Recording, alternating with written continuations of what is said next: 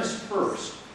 And then you say, shouldn't it be appropriate if you're here illegally and you maybe want the prospect of being able to stay in this country? Wouldn't it be appropriate for you to step foot out of the country and get a visa? Wouldn't that be appropriate?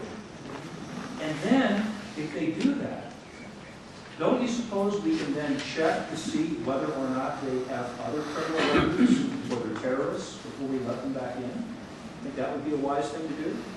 Now, if we ask people to do that, and some people decide not to do it because they are criminals, because they don't want to participate, do you suppose it might be easier to find them if everyone else wants to try to follow the rules? And then here's the bottom line. If you do that, and it's a big if, because, you know, this issue may or may not be decided before the end of this year. As you know, amnesty is a powerful tool for our opponents on the other side of the aisle. Mm-hmm. If they get desperate, they may decide that they want another 10 million new citizens to vote for them. Okay, so this may be something that we may have to work to stop. But look at it this way. If we proceed with this, we can never let anyone who's here presently, illegally, ever become a citizen in front of the line of anyone who's waited patiently following the rules. Can we agree on that? If we present this issue that way, calmly, with respect, not get angry, and I know how easy it is to get angry about this issue because it is so unfair, but we can't give in to that temptation to get angry, because if we do, the large and growing number of citizens in California who claim ancestry south of the border, they're going to look at you and they're going to say, you're disrespecting my cousin, my uncle, my aunt, my brother, my sister. They're going to look at it as a family issue.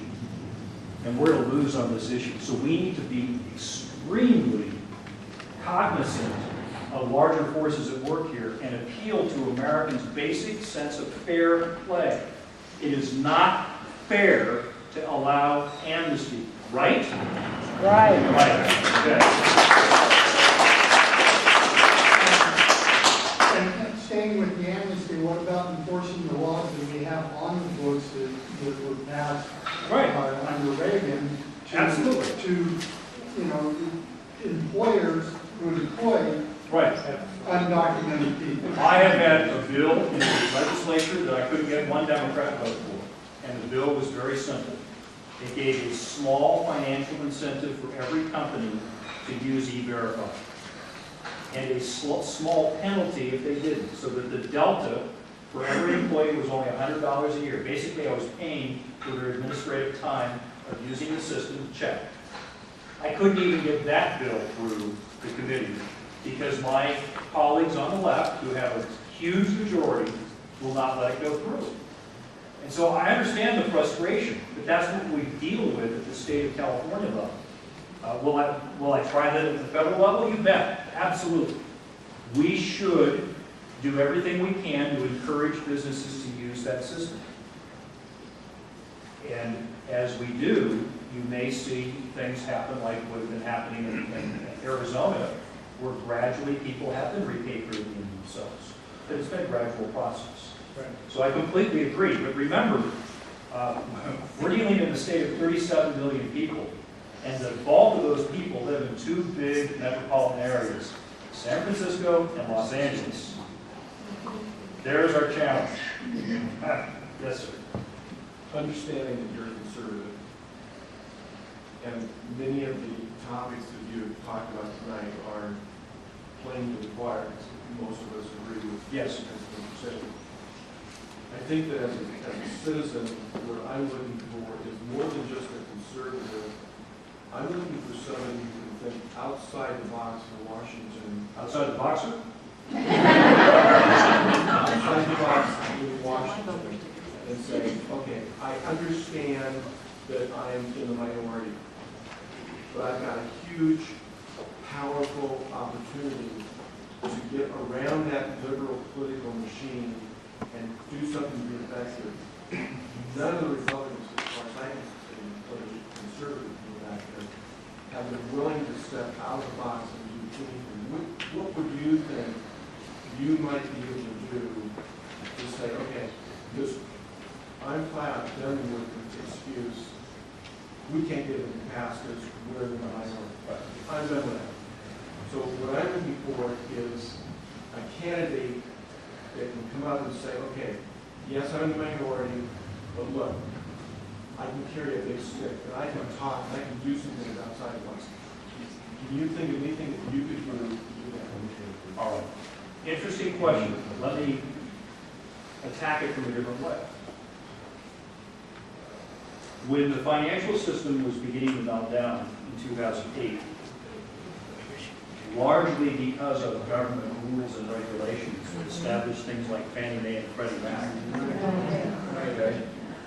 By the way, two government-sponsored enterprises that $400 billion more of your tax money was injected into them on the day before Christmas, so you wouldn't notice. When that was beginning to happen, you had a large urge to do something. In fact, even Carly Fiorina has criticized, quote, professional politicians for just talking and not doing. Let me submit to you, and I'm going to challenge you on this, sir, that the first order of the senator is not to do something. It's to follow the Constitution.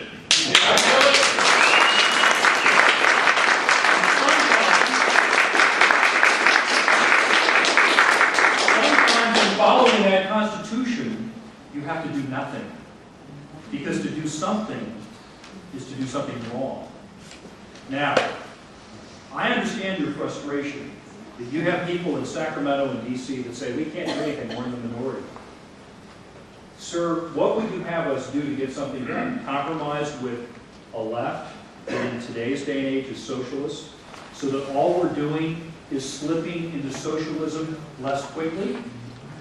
The fact is, the car's still heading down the road. Instead of traveling 70 miles an hour, we're just traveling 45 miles an hour. I have no interest in traveling down the road of socialism at 45 miles an hour. Turning the car back the other way. And so what I intend to do is what people like Jim DeMint is doing, the senator from South Carolina. What I think Tom McClintock's doing. He's endorsed me as well. Yes. They're trying to lay the case. They're trying to lay the case, the philosophical case, to America that we're on the wrong path and we need to change. And what they're trying to do is get our own party in order first.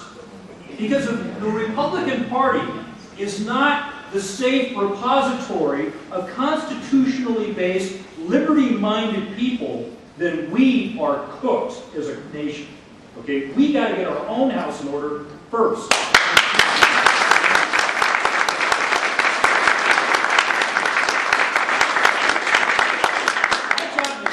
Passed in the legislature, even though we're outnumbered over 2-1. But there are things that I thought advanced the cause of transparent government, of common sense. Let me give you one small example that shockingly, I mean, I didn't expect that to get this passed, but we got it passed.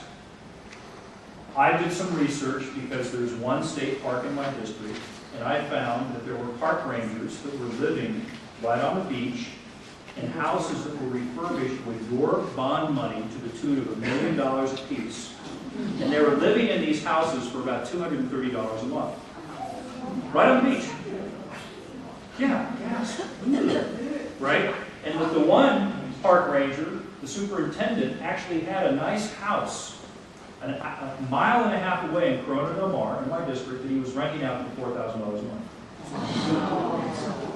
And so, I talked to some of my friends, including an individual who was in the auditor's office, and we got an audit put together that looked at the fact that many of your state employees were given housing benefits that were not reported on